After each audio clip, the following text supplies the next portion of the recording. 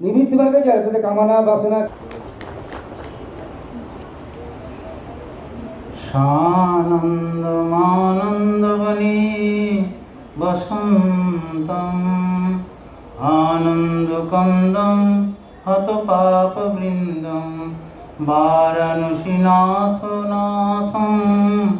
शरणं प्रपद्ये वाराणसीनाथनाथं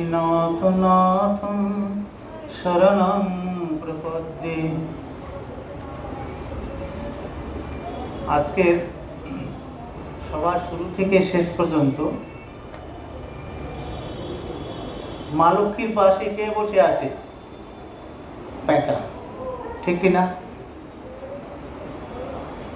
তো একখানা আয়না এনে সবার সামনে ধরলে পর মনে হবে ওই মা লক্ষ্মীর পাশে যে বসে আছে, মুখের অবস্থা সে। তো এত সুন্দর কথা শুনেও যদি পেঁচার মতো মুখ হয়ে যায় তাহলে কি অবস্থা হবে?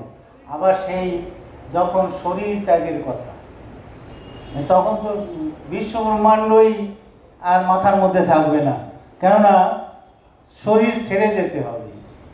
সে বড় কষ্টের ব্যাপার। এই এত সারা জীবন ধরে যা জড় করলাম সমস্ত ছেড়ে যেতে হবে, কত কষ্টের কথা। যাই হোক, আজকের যে শ্লোকটি এখানে আমি উল্লেখ করছি সেই রাজা জনকের একটি কথা থেকে। রাজা জনক বললেন যে গুরুদেব, আমার তো আর কিচ্ছু নেই, সব তো আপনাকে দিয়ে দিয়েছি। তো গুরুদেব অষ্টাবক্র বললেন যে দেখো বাপু, আমি না নিয়ে কিছু দেই না, তোমায় কিছু দিতে হবে, তবেই আমি আমার এই যৌগশয্য তোমায় দেব।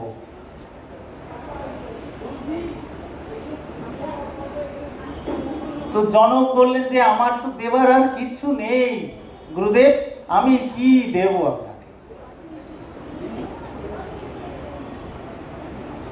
তো তখন অষ্টাবক্র বললেন, দেখো তুমি ধন ঐশ্বর্য যা কিছু আছে সব আমার পায়ে অর্পণ করেছো, ওসব আমার কি কাজে লাগবে বলো? ওসব তুমিও ছেড়ে চলে যাবে, আমিও ছেড়ে চলে যাব। বললেন তাহলে গুরুদেব কি এমন আছে যেটি আমি দেইনি আপনাকে? অষ্টাবক্র বললেন, দেখো তোমার মন কিন্তু আমাকে দাওনি, মনটি নিজের কাছে রেখে দিয়েছো, আর এই সমস্ত পাকা পাকা কথা বলছে আমাকে। তখন অষ্টাবক্র বললেন, মনও আপনাকে দিয়ে দিলাম, আর আমি কোনো পাকা কথা বলবো না।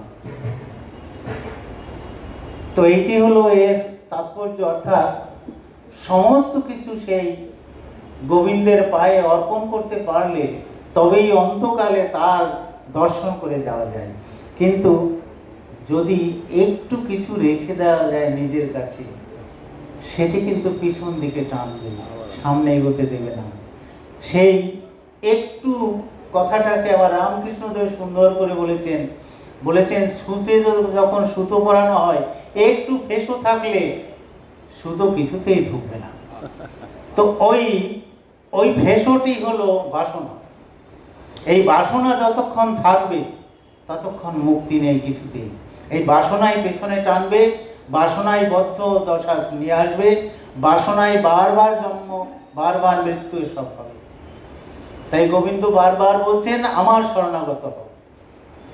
তোমার যা কিছু আছে সমস্ত কিছু ভুলে গিয়ে আমার শরণাগত হও। ভুলতে এই জন্য বলেছেন কেন? যে এ তুমি নিয়ে যেতে পারবে না কিছু, যা তুমি দেখছো যে তুমি সারা জীবন ধরে জমা করেছো, সে নিয়ে যেতে তুমি পারবে না সব। অতএব তুমি আগে থাকতেই তার বাসনা ত্যাগ করো। তোমার আর কিছু করতে হবে না, শুধু বাসনা ত্যাগ করলে, আমার শরণাগত হলেই তুমি আমায় লাভ করতে পারবে। আর গুরুদেবও কিন্তু বলেন যে তুমি সমস্ত কিছু ছেড়ে আমার শরণাপন্ন হও। গুরুগত প্রাণ হলো সেই পরম ধামে যাওয়ার একটি রাস্তা। গুরুগত প্রাণ হওয়া দরকার।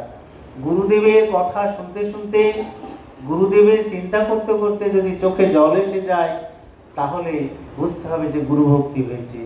আর যদি গুরুদেবের কথা স্মরণে চোখে জল না আসে, তাহলে বুঝতে হবে এখনো গুরু ভক্তি লাভ হয়নি। আবার ভক্ত তিন রকমের আছে। এক রকম ভক্ত হলো তুলোর মতো।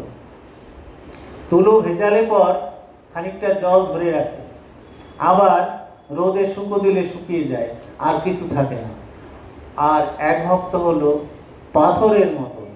পাথরে জল ঢাললে পর কিছুক্ষণ ভেজা থাকে, তারপর আবার শুকিয়ে যায়। আবার আর এক ভক্ত আছে বাতাসার মতন। সে যদি ভক্তি রসে ছাড়া হয়, গলে একেবারে একাকার হয়ে যায়। তো গুরু বলছেন যে এই বাতাসার মতো হও, আমার চরণে তুমি নিজেকে সমর্পণ করো, সমর্পিত হয়ে একদম গলে যাও। গলে গেলে কি হবে? আর তোমার আমিত্ব বলতে কিছু থাকবে না। তোমার আমিত্ব হলো বন্ধনের কারণ। তুমি আমি করছো। এই আমাদের শ্রীরামকৃষ্ণদেব বলেছেন যে গরুগুলো কি কেমন ডাকে? হাম্বা হাম্বা করে ডাকে। তারপর তাকে কষাইয়ে কাটে, কাটার পর তার নাড়িগুলি দিয়ে তাঁত তৈরি হয়। আর সেই তাঁত যখন টেনে টেনে তুলো ছাড়ায়, তখন সেই আওয়াজটা বেরোয় তুহু তুহু।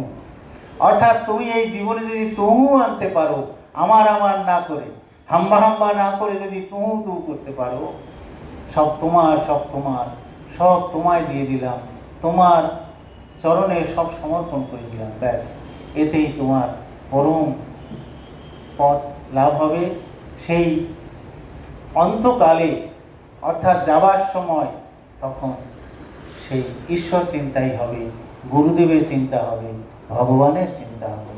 আর ভগবানের চিন্তা করতে করতে যদি কেউ দেহ রাখে, তার কিন্তু আর পুনর্জন্ম হয় না। কিন্তু এই মৃত্যু সময় যখন শরীর ছাড়ে, তখন সব ভুলে যায়, সব ভুলিয়ে দেয়। এমনকি এমনও দেখেছি যে ইষ্টমন্ত্র মনে করতে পারে না। নিজে ইষ্টমন্ত্র সারা জীবন জপ করেছে, তা মনে করতে পারে না, সব ভুল হয়ে যায়। এই মৃত্যু যন্ত্রণা এমন, সব ভুলিয়ে দেয়। ভুলিয়ে দিয়ে শুধু সেই বিষয় চিন্তা হতে থাকে, ওরে আমার জন্য কি রেখে গেলে? তুমি সংসারে যাদের সঙ্গে রইলে, তারা বলছে তুমি তো চলে যাচ্ছ, আমাদের জন্য কি রেখে গেলে? তখন সেই চিন্তা হয়, তাই তো আমি এত কিছু করলাম, এত কিছু রেখে গেলাম, তারপরও আমাদের জন্য কি রেখে গেলে? তো এই হলো মায়া। মায়া এমন, সে রন্ধ্রে রন্ধ্রে ঢুকে পড়ে, কিছুতেই ছাড়তে চায় না। তো এই মায়া হলো অবিদ্যা। এই অবিদ্যার মধ্য থেকে নিজেকে বার করতে না পারলে কিন্তু কিছুতেই সাধন ভজনের যে পরিণতি, সেই পরিণতির দিকে কখনো যাওয়া যাবে না। তাই এই অবিদ্যা থেকে মুক্ত হতে হবে। অবিদ্যা রন্ধ্রে রন্ধ্রে ঢুকে আছে। অবিদ্যা থেকে মুক্ত হওয়ার একমাত্র হলো বিধান, গুরুদেব যাদের দিচ্ছেন, সেটি হলো সেই ভগবানের স্মরণ মনন করো, ভগবানের চিন্তন করো। চিন্তন করতে করতে তোমার ধীরে ধীরে সেই বাহ্য জ্ঞান শূন্য হয়ে যাবে। আর বাহ্য জ্ঞান একবার শূন্য হলেই মনে করবে যে তোমার এই অবিদ্যা থেকে মুক্তির সময় এসে গেছে। আর যদি সেটি করতে না পারো, তাহলে এই অবিদ্যার মধ্যে ডুবে থাকতে থাকতে পুনর্জন্ম ভবতি, আবার পুনর্জন্ম হবে, আবার আসতে হবে, আবার দুঃখ কষ্ট ভোগ করতে হবে। সেই রামকৃষ্ণদেব এক জায়গায় বলছেন যে দেখো, মায়ের সন্তান মারা গেছে, বুক চাপড়ে চাপড়ে কাঁদছে, ওরে আমার সব চলে গেল রে, আমার কি হবে, আমার সন্তান মরে গেছে। কিন্তু আবার কয়েক মাস পর কান্নাকাটি থেমে গেল, আবার তার পেটে বাচ্চা এসেছে। তো এই হলো মায়া। এই এত বড় একটা আঘাত পেল, এত কষ্ট হলো, আত্মজ মারা গেল, কেঁদে কেঁদে সে একসা হয়ে গেল, আর সে কিনা আবার সেই সন্তান ধারণ করেছে। এই হলো মায়া, কিছুতে ছাড়তে চায় না। এই অবুঝ মনকে বোঝানো বড় কঠিন। তাই একে বোঝাতে গেলে সে গুরুর স্মরণ ছাড়া হবে না। গুরুর চরণ স্মরণ করো, আর প্যাঁচার মতো মুখ করে বসে থেকো না, একটু হাসি রাখো। একটু হাসি সবসময় রাখার চেষ্টা করো ঘরে, সবার সঙ্গে সম্পর্ক ভালো থাকবে। আর প্যাঁচার মতো চললে তো ঝগড়াঝাটি লেগেই থাকবে। অতএব তোমার এই আনন্দে থাকার প্র্যাকটিস করো, এটা একটা প্র্যাকটিস। কিছু না, পয়সা খরচা হবে না, কোনো কিছু বিশেষ না, উপচারের দরকার হবে না। এক পালি হাসি মুখে লাগিয়ে রাখো, ব্যাস, দেখবে সব কাজে জয় হবে, ভগবানও সন্তুষ্ট হবে। তুমি যদি গোমরা মুখে পুজো করো, ভগবান বলবে আমায় দেখে রাগ করছে বেটা। আর যদি তুমি হাসি মুখে পুজো করো, ভগবান ভাববেন যে তুমি সন্তুষ্ট হয়েছো, আমাকে তুমি ডেকে ডেকে তোমার মধ্যে তৃপ্তি এসেছে। তো এটি মনে রাখতে হবে। আজ আর কি বলবো, মহারাজরা তো এই শ্লোক সম্বন্ধে সমস্ত কিছু বলে গেছেন। আর এ তো মূল কথা, আদি দৈব, আদিভূত আদি দৈব, আর যে আদিযোগ্য, এই সব তো জীবনের অংশ। এগুলো যদি পরিপূর্ণ না হয় তাহলে পূর্ণতা কিছুতেই আসে না। সেই পূর্ণতা যদি আনতে হয় জীবনে, তাহলে এগুলো প্রয়োজন। তা বেলা তো চলে গেল, সন্ধে হয়ে আসছে। তো আজকের সভা এখানেই শেষ করছি।